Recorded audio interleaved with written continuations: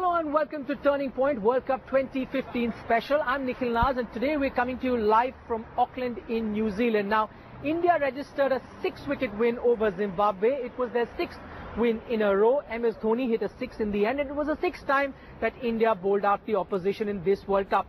So the way MS Dhoni and his boys are performing, it's the opposition that's in 6th and 7th up until now in the tournament. Talking to us, two special guests. Sunny Gavaskar joins us live here in Auckland and Ian Chappell live from Sydney. But before we get talking to these two gentlemen, let's show you the highlights from that game that happened in this very city.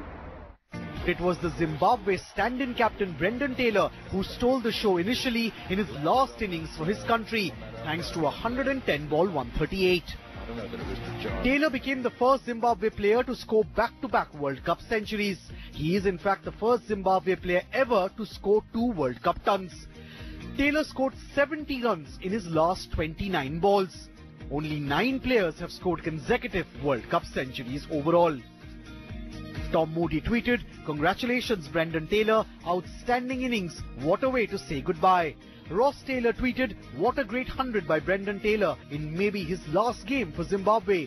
It was nice from some of the Indian guys, Shikhar, Virat and Suresh came up to me, and that really was quite touching for me. You know, they didn't have to do that. They're very established players. The Indian bowler who was taken to the cleaners was R. Ashwin. His figures of 1 for 75 are his worst figures ever in ODIs. He gave away as many as 7 fours and 6 sixes. Brendan Taylor's 138 combined with a 57-ball 50 by Sean Williams took Zimbabwe to 287. India are the only team in this World Cup which has bowled out the opposition now in all 6 of their league games. The Indian fast bowlers came good once again. Mohammad Shami took 3 for 48. Umesh Yadav chipped in with 3 for 43, while Mohit Sharma took 3 for 48. Rohit, Shikhar, Virat and Rahane fell with 92 runs on the board.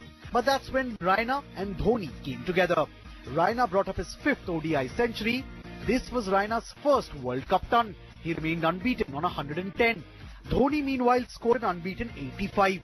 Their 196-run stand was the highest partnership for any wicket in a successful run chase for India in a World Cup match, as Team India pulled off a 6-wicket win. This win in fact was Dhoni's 10th consecutive World Cup triumph. He now has the 2nd highest number of consecutive World Cup wins after Ricky Ponting.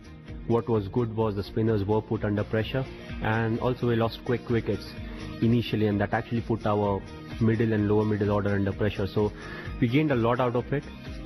Prime Minister Narendra Modi tweeted to say, "Couldn't catch the match but heard about the stellar performance by Team India against Zimbabwe. Congratulations." What I can tell you is it is very difficult to get out here because I've been in the crowd. India's just beaten Zimbabwe. It's a huge, huge thing. I can't hear anything, but I'm going to try and say a few things.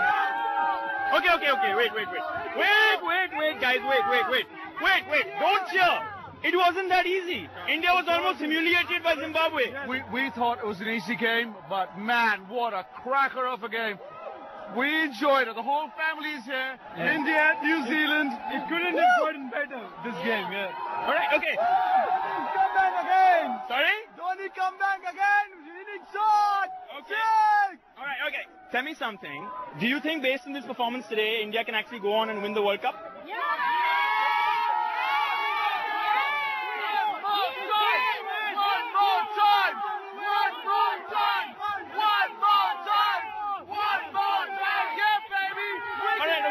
Okay. 3 more games, man. 3 more games. Come on, guys. Zimbabwe almost beat us. I know. We were always going to win. Dhoni saw us home. All right. Okay. Testing our lower middle order, man. You're testing the lower middle order. That's all, yeah. What about Raina? He got dropped twice. Well, it's just the Zimbabwean fielders, you know. They're not up to it, man. Yeah. So you're saying? It's all in the game. It's all in the game. Okay. That's all in the game is what they say. Next up, India is likely to play who, guys? Is that going to be an easy one? Yeah. I walked through the semi-finals. It will be an interesting one also. Yeah. It will be an interesting one. It's so like neighbors at war. It's going to be fun. We can't wait. All right, we'll just try to play that down and forget the war, but I can tell you right now that if I don't end this, I'm going to be killed probably. So I think we'll get out of it. Right, so a bunch of very jubilant Indian fans there. Let's analyze the match now. Ian Chappell, Sunil Gavaskar with us. Ian, I'll start with you, and we're trying to look at the turning points. That's exactly what our show is also called. Do you think that one catch that Masakadza dropped off Suresh Raina was the major turning point in this game? Well, yeah, I mean, I doubt it would have changed the result, but it could have made a bit of a difference to the way Zimbabwe played. But, you know, I thought it was a tremendous partnership and an important partnership for Raina in particular. To get him some runs going into the quarterfinals, I think was very important. That pair, Raina and Dhoni, they have a history of playing very well together.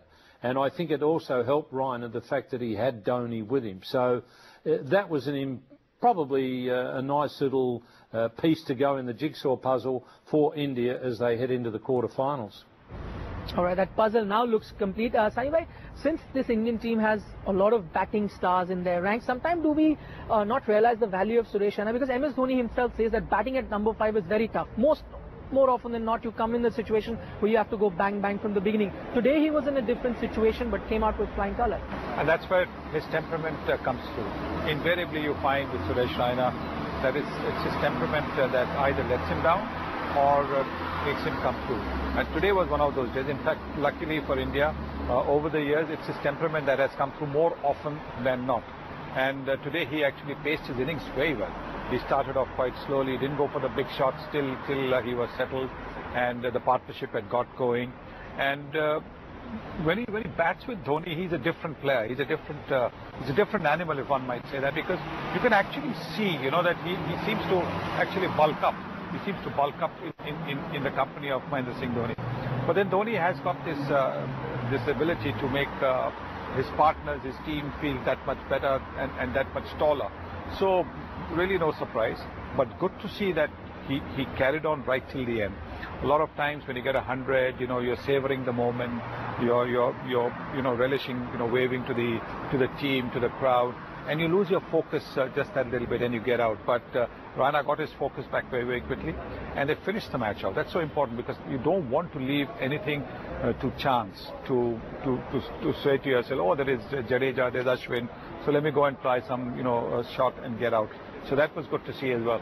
Okay, Ian, you talk about that partnership, and we spoke about Raina in detail. Let's talk about MS Dhoni. Have you seen a cooler customer than him in one-day cricket?